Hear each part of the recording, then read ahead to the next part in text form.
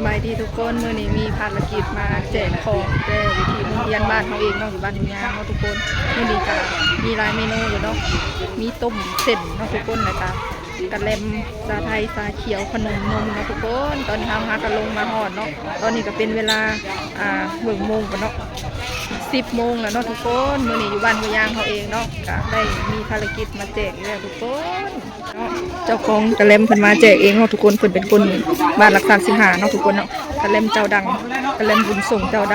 ำมาค่ะมานำเด็กน้อยก็ลงมาลายเป็นพิเศษเนาะมื้อนี้เพราะว่าเพิ่นสิได้มีแนวกินแซ่บๆเด้อยู่บ้านทุ่งยางคือเก่ามื้อนี้นี่เต็มเส้นต้มเส้นหยังก็แพ้ข้าวหอมเส้นเหลืองๆค่ะนะมักกะโรนีว้าวบ่เป็นเนาะอันนี้2 หม้อขนมกับนมเปรี้ยวจ้านี่กะแลมเจ้าดังเรามาตั้งแต่ไกลเลยแหละทุกคนนะมาตั้งแต่รัก35เนาะมีซาไทยซาเขียวกะแลมไอศครีมค่ะนะนี่นักเรียนวันวิญญาณกับซีละลายเนาะอย่าบุกกะแลมลงมาค่ะตอนนี้ค่ะก็มาแจกกันเนาะทุกคน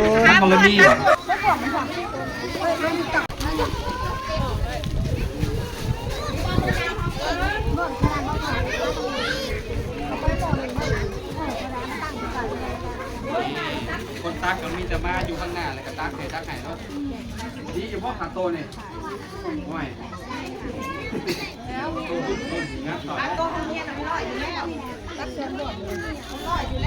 พ่อบอกสำเนียงพอไหมอาสำเนียง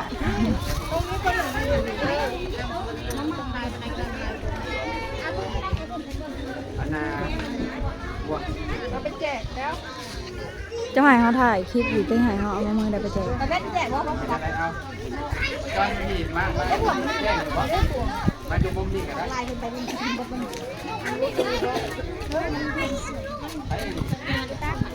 ต้น ดึงลูกกองได้ ได้พ่อบอ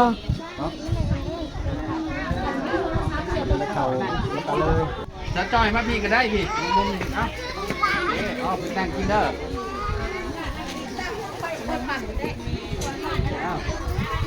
เพราะ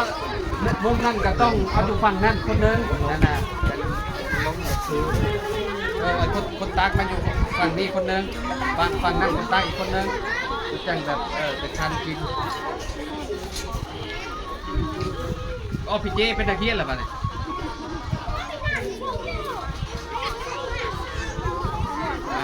มาที่รถตักแล้วมีเงินมาให้คอยรถ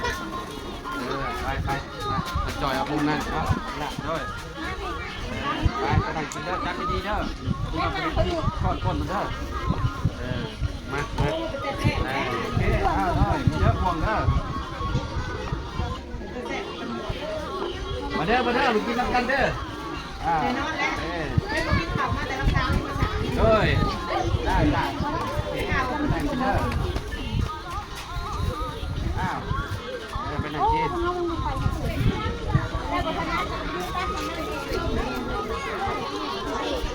เฮ้ยพวง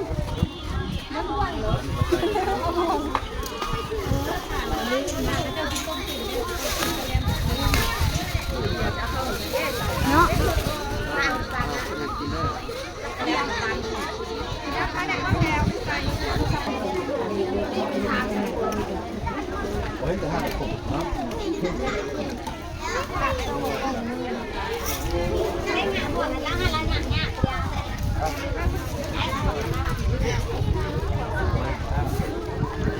ใกล้จะเบิ้ลได้แล้วยังเรือปลาไหลกันแล้วทางล่างมีแต่คนใหญ่ๆแล้วจะทางล่างเนาะไอ้นี่ปลาบอก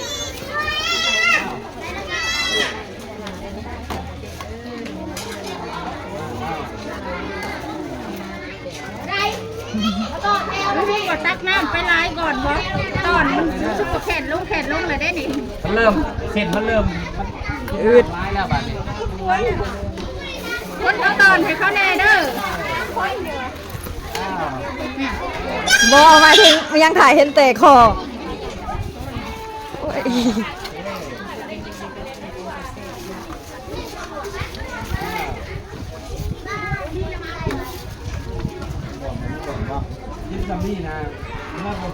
ข่าวแล้วเนาะเอาเลย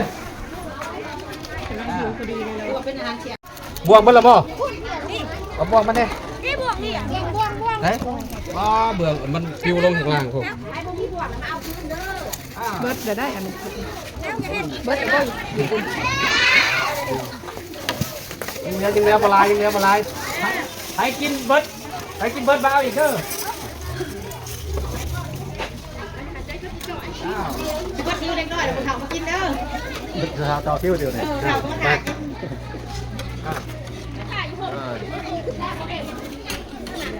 ทางนี้สิเป็นน้ำเนาะทุกคน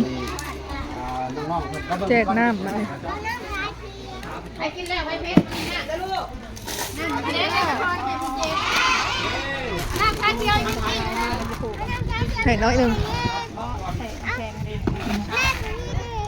พี่เจ๊กันเลย ต้น ยัง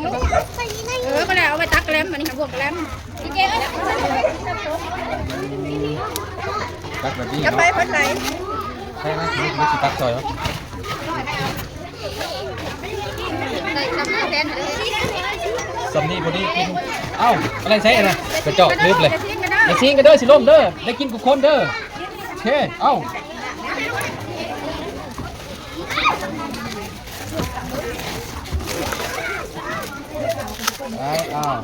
เดี๋ยวแป๊บนึงใจเย็นเด้อ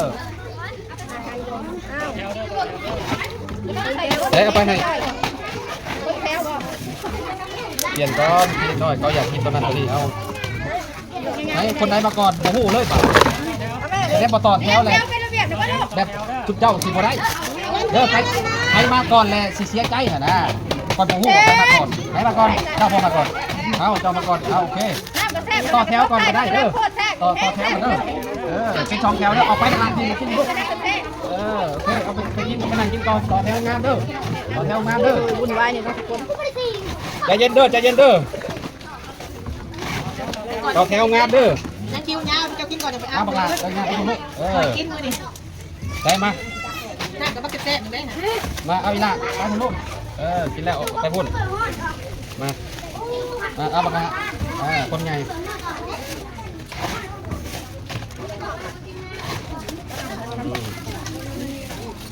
อ้าวโอเคไปพุ่น ใช้เพชร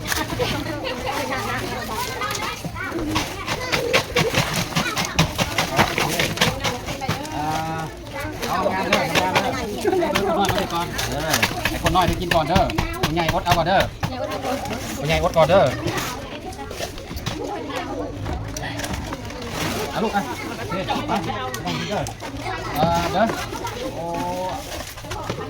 เอางานเด้อต่อแถวงานเด้อเดี๋ยวจะเพิ่มมีกันมาเด้อ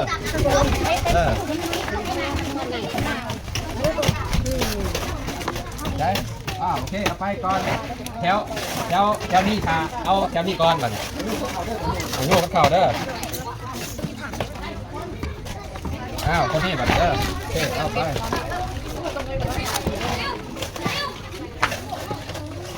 ละไปเจ้าโอเคแงดรอดเขาให้รถเด้อแงดรอดเขาให้รถว่ะใช้ได้แล้วก็โอเคเอาไปยืนในบ้านนะลูกเอาลูกเอา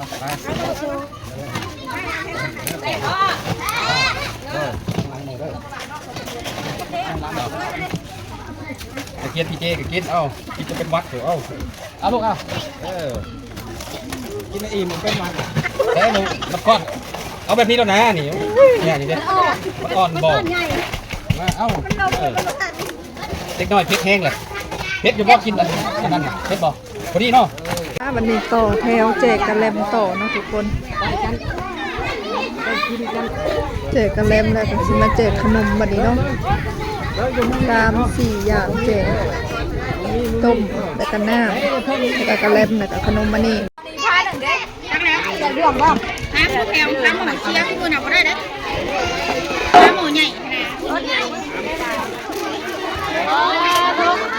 เจ้าจีบแล้วก็มันเด้อผมมีลูก เควันนี้ ได้แล้วอ๋อกู เพิ่มเอาที่ก่อนเพิ่มไป อันนี้ตากันเดียวบ่เลยโอ้ตากันเดียวเว้ย เพิ่มไปเด้อเพิ่มไปเด้อ เปื่อยเลยเนาะแกลมก็ได้มันจะตัดงาน เพิ่มไปเด้อ มันบ่เป็นอะไรนะเขาอัดแข็งมามันบ่ได้อัดแข็งมามันต้อง มุมนี้เพิ่มแต่แค่ขนาดบ่ได้กินดูดีๆได้กินทุกคนมาให้มาสิสลับไปมาสลับไป แจกขนมเนาะแบบนี้ โอเคจำนี้แล้วพอดีบานนี้แถว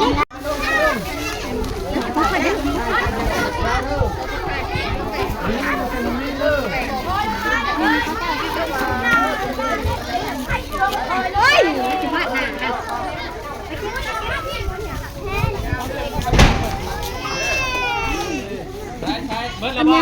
เขายังมีดูดีๆเด้อได้เบิร์ดคนเด้อ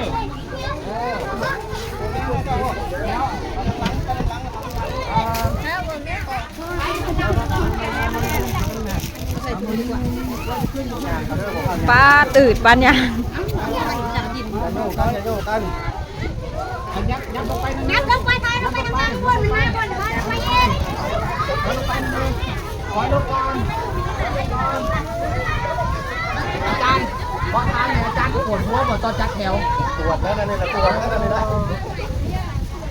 เอาพอมื้อนี้กันจัดยากจังหน่อยจังหน่อยเก็บคอเอา เขาแหบเลย งามเลยเฮ้ยเอาโอเคเบิร์ดแล้วบ่บัดนี้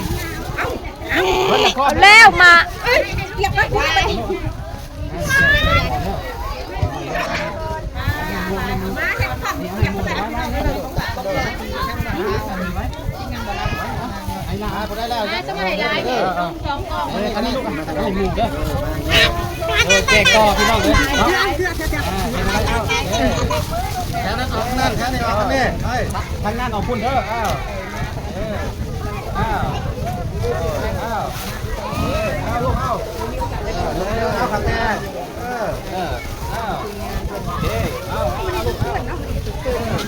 ปักน้องเลยน้องบริญญาตัวนี้นะง่ายอยู่อ้าวอันนี้เอาลูกเอาลูก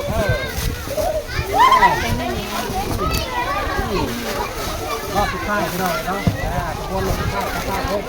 เอาใส่มือโอเคเอาลูกนี่นี่อันนี้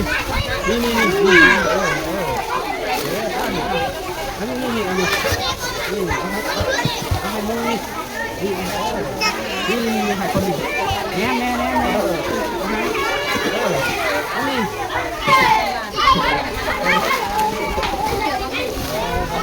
ให้เด้อ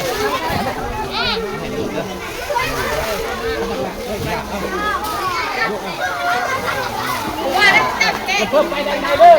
อยู่ก่อนเด้อจะเพิ่มกระหองเด้ออันนี้ให้เราเป็นสะพานบุญในคนที่ต้องต่อมากอะโต๊ะตั้งแล้วก็ขนมหลายเถื่อเลยพี่น้องเลยเนาะ4-5 เถื่อมาแล้ว5 เถื่อได้พี่น้องเลยเนาะคือแบบเพิ่นเห็นน้องๆเนาะก็คือแบบมีความสุขและจะพอผมก็ได้พี่น้องเลยเนาะมื้อนี้เคียนคืออายเป็นพิเศษเนาะอายนะพี่น้องเลยเนาะตอนทำมาแจกตะกี้แต่ก่อนคือว่าบางบ่ได้ลายเหมือนกันเนาะไม่ได้ลายอ่ะน้อยมันเป็นได้ยินมาแจกกันยังกินมาจักเมื่อเอิญพากันลงมาอีกเด้อไปขาดโรงเรียนแหละเอาเนี่ยอันมีแต่เนาะให้อาจารย์เนาะตั้งหน้าแต่ละขอบมุกขอบใจทางของลุงคำเพิ่นแน่เนาะว่าเพิ่นโคซอยมาหลายอย่างทุกคนพี่น้องเนาะในครูกับมีอยู่นี่แหละ2 คนนี่แหละพี่น้องเนาะถือว่าสุดยอดแล้วพี่น้องมีแต่มาฝากทางเนาะในครูเป็นก่อนเนาะโดยไปทางโดยอันนู้นก่อนทำบ้างโดยบริษัท